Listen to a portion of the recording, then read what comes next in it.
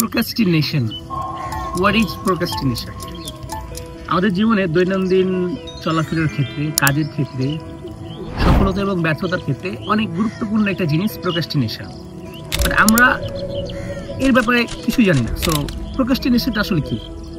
Procrastination হচ্ছে একটা বিলম্ব মানে হচ্ছে দেরি। কেমন দেরি? ধরুন স্কুলের স্যার আপনাকে একটা পড়া দিয়েছে, কিন্তু যেদিন পড়া দিয়েছে সেদিন হচ্ছে বৃহস্পতিবার। আপনি ভাবলেন যে আজকে তো বৃহস্পতিবার, আমি না পড়ে কালকে শুক্রবার আছে, শুক্রবার পড়বো, শনিবারের দিন যেহেতু ক্লাস। আর এই শুক্রবার পড়বো বলে আপনি আর বৃহস্পতিবারের রাত্রে পড়াটা করলেন না, থেকে গেল। এবং শুক্রবার যখন আসলো, শুক্রবারের দিন আপনার মনে হলো আরে কালকে তো আরেকটা সময়, মানে সকালে সময় পাবো, আমি কালকে সকালে পড়া করবো, এখন আর পড়বো না। এই যে আপনার কাছে সময় আছে বলে আপনি এখন করবো না, পরে করবো বলে রেখে দিলেন, বিলম্ব করলেন, এটাকে বলা হয় প্রোক্রাস্টিনেশন। প্রোক্রাস্টিনেশনের কারণে আমাদের দৈনন্দিন জীবনে অনেক কাজ পড়ে থাকে, অনেক গুরুত্বপূর্ণ কাজ পড়ে থাকে, যার ফলে আমাদের জীবনটা থেমে যায়।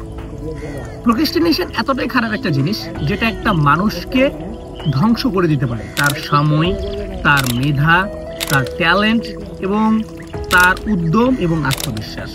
এজন্য প্রোক্রাস্টিনেশনটাকে যদি আমরা গুরুত্ব সহকারে দেখি বা এটাকে বিশ্লেষণ করি, তাহলে আমরা বুঝতে পারবো যে একটা মাত্র শব্দ, আস্থা কাল থেকে করব। এই যে একটা মাত্র শব্দ, আস্থা কাল থেকে করব, এই আস্থা কাল থেকে করার শব্দটা আমাদের লাইফের অনেক ডিপ প্রভাব ফেলে এবং এটা একটা নেগেটিভ প্রভাব ফেলে।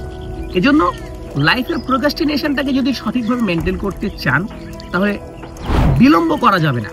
সময় থাকতে পারে, আমাদের কাছে অনেক অপরচুনিটি থাকতে পারে, বাট গুডম্যান সেই যে অপরচুনিটিটাকে সাথে সাথে ধরে, মানে now, start now, not tomorrow, today, start now.